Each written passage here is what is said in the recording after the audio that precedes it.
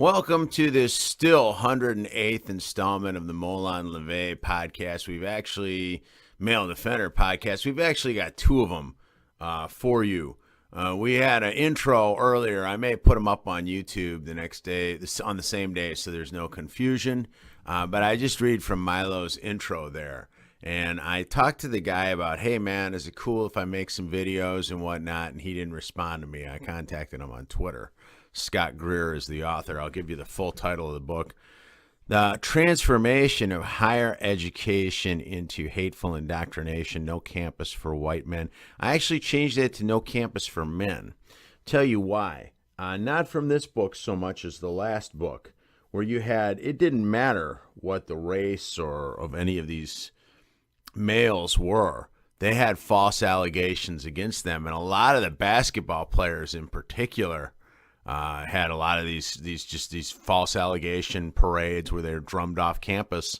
And so it does seem like there is a uniquely misandric perspective behind our universities, a driving force.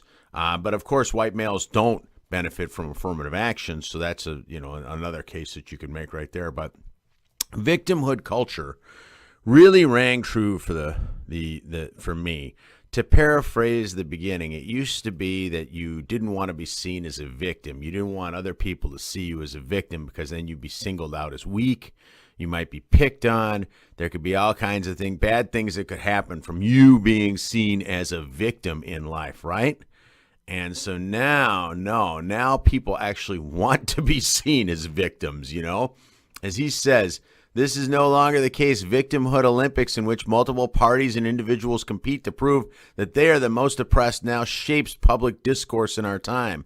Debates center around whoever can claim to have the most injustice done to them and come out on top as the gold medal victim.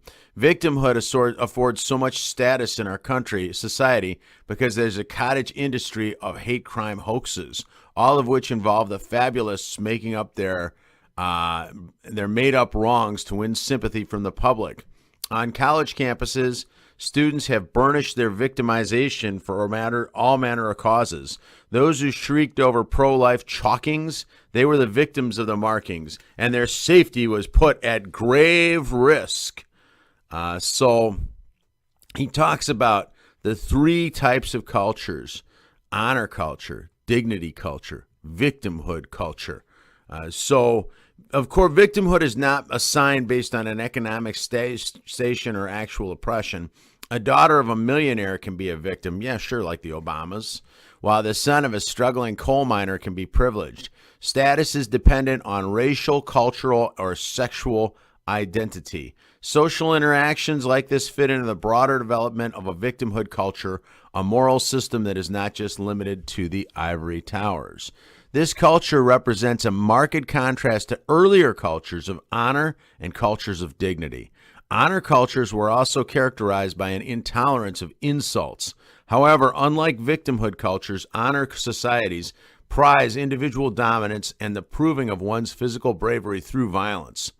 Honor is earned through a man's reputation among his peers. If a man is known for not answering insults and backing away from fights, his honor, which is dependent primarily on public opinion, diminishes. A known coward is the worst reputation one can have in an honor society.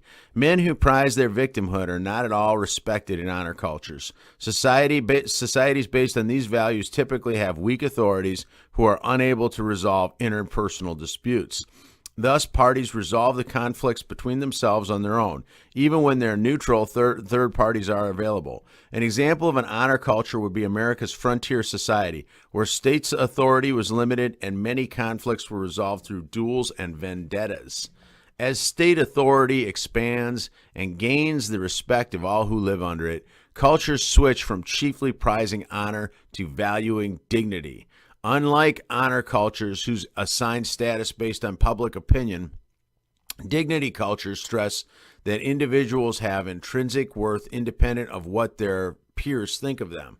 Instead of drawing swords over an insult to one's wife, dignity cultures emphasize having a thick skin. Conflict is resolved through the authorities, and respect for the law is a high virtue. Self-restraint, rather than constantly teaching one's physical bravery through one-on-one conduct, combat, is looked upon as being the trait of a virtuous person. For most of the West's recent history, dignity culture has served as the most dominant moral system and has gone hand in hand with modernization. Campbell and Manning cited the 1950s small-town America as an example of this way of life. Changes since that time, however, have led to the growth of victimhood culture. The two sociologists argue that increasing diversity, atomization, breakdown of social connections and intimacy groups, demands for equality, and reliance on authorities to handle all disputes have laid the groundwork for victimhood to assert itself. According to them, cultural homogeneity was a key ingredient in maintaining America's dignity system. As that homogeneity began to evaporate, the foundations of dignity culture melted with it. The authorities imply that to thrive, dignity cultures must require their adherents to see their fellow citizens as within their own in-group, not as members of opposing tribes. In contrast, victimhood culture depends on its subscribers to immerse fully into identity politics and for society to exist not as in one harmonious whole, but as a rough patchwork of unrelated factions. Not shockingly, what makes a conflict predominant feature that makes conflict a predominant feature of social life. When it comes to disputes on campus between opposing groups, it is often as a result of clashing moral cultures where both sides appeal to completely different values. What we are seeing in these controversies, he's quoting somebody else, is the clash between dignity and victimhood. Much as in earlier times there was a clash between honor and dignity. Looking at those clashes, we know that when contradictory moral ideals exist alongside one another, people may be unsure how to act. Not confident of others, others will praise or condemn them. At universities and many other environments in modern America, the clash between dignity and victimhood engenders a similar kind of moral confusion. One person's standard provokes another's grievance. Acts of social control themselves are treated as deviant, and unintentional offenses abound, and the conflict will continue. So, just let me say, I turned down the volume for this. It sounded like it was kind of blaring in the last one. You guys should know that while there are audio problems, I seldom change anything. So things just happen, and then I have to adjust to them. But it's not like I'm monkeying around with things. Continue with Greer. To outsiders who uphold the values of a dignity culture, the antics of a victimhood culture appear ridiculous and childish. But to those on the inside of campus culture, they are righteous outbursts against contemptible behavior. This conflict of values can go so far in explaining why liberals are disgusted by what they see on campus while younger generations of the left cheer it on. Campbell and Manning, they're not really liberals, but they're just not leftists. They're still for more state power, but they're more old school types. Campbell and Manning indicate that some of these conflicts will arise between rival victim groups, with both sides appealing to the authorities to argue which faction has been insulted the most. They dub this the competitive victimhood. But what else do we call it? We call the leftists co-competing parasites, which is what they are. And that is competitive victimhood, though, right? That's that old phrase that we got from Grover Norquist that we've said a million times on the Inferno. One of the minority groups that shows best how victimhood culture works to their advantage and creates conflict with other aggrieved parties are transsexuals. 20 years ago, the thought that transvestites would one day become the cause celebre for left-wing activism was itself a bad joke. The popular 1994 comedy film Ace Ventura: Pet Detective features a transsexual villain for laughs, letting Jim Carrey's character display his female nemesis's bulge to horrify the audience. Today, the film is held up as an example of the disgusting transphobia of the past and would have zero chance of seeing release from a Hollywood powerhouse.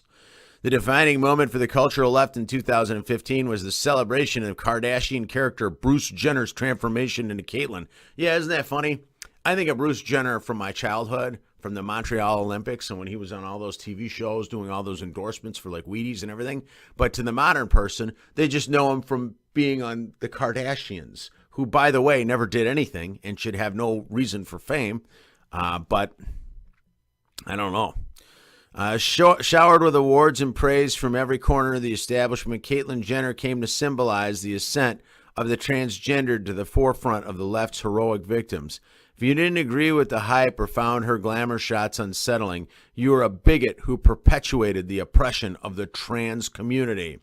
The feeling of supreme victimization among transsexuals comes with some unintended consequences, though. The demand for all groups to recognize the unique suffering of the trans community comes at the expense of other groups' victimhood. One of the more ridiculous examples of this conflict comes more naturally from a private liberal arts college in Colorado.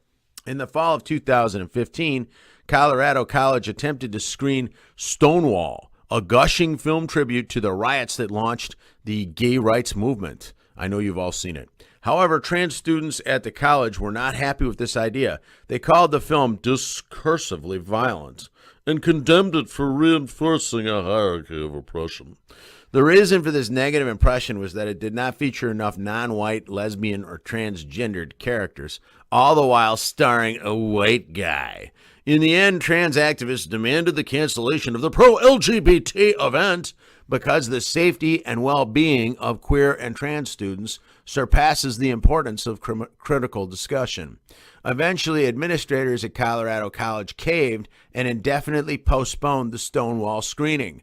While ridiculous in its nature, the screening scandal illustrates how the T in LGBT is causing fissures. What kind of fissures? In the gay community, particularly with lesbians and feminists. For example, listen to this name. Miriam Ben Shalom, a lesbian who gained fame. Wasn't that Ben Bernanke's name was Ben Shalom, too? That was from yesterday.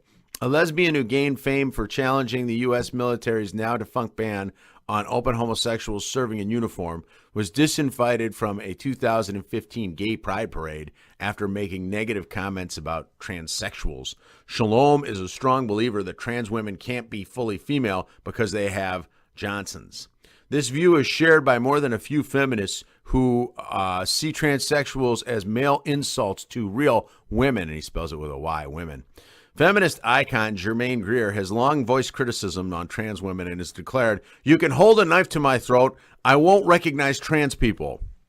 More diplomatically, Ellen Burkett, a former women's studies professor, wrote that transsexuals such as Caitlyn Jenner reinforce the harmful gender stereotypes about women. Oh, I thought the same thing.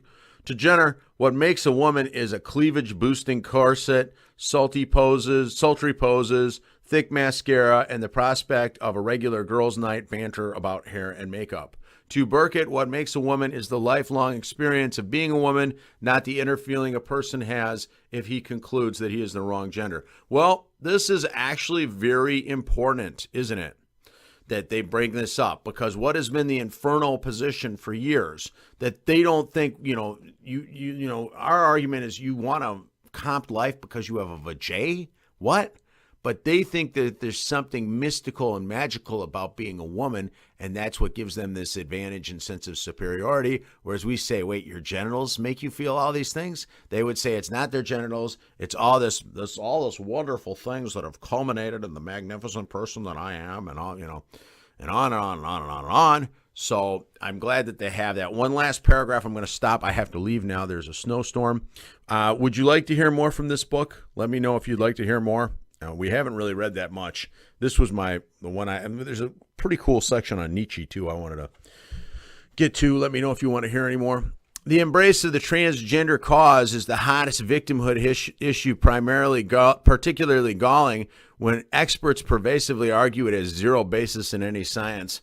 Former Johns Hopkins University Chief of Psychology Paul McHugh has written multiple essays explaining how sexual reassignment surgery is a terrible cure for what is likely mental illness. Johns Hopkins was one of the pioneers in this study when the psychologist found that there were no important benefits.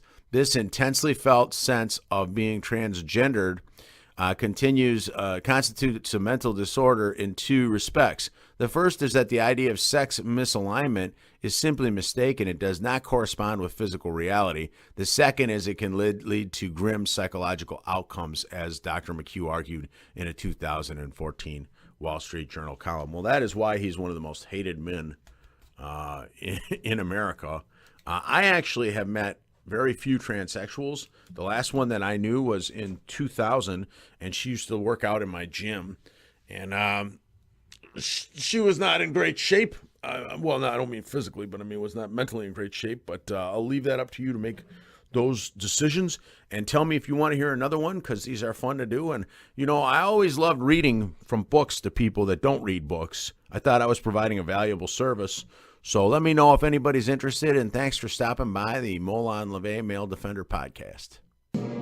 Son, isn't it time for you to subscribe to Chapin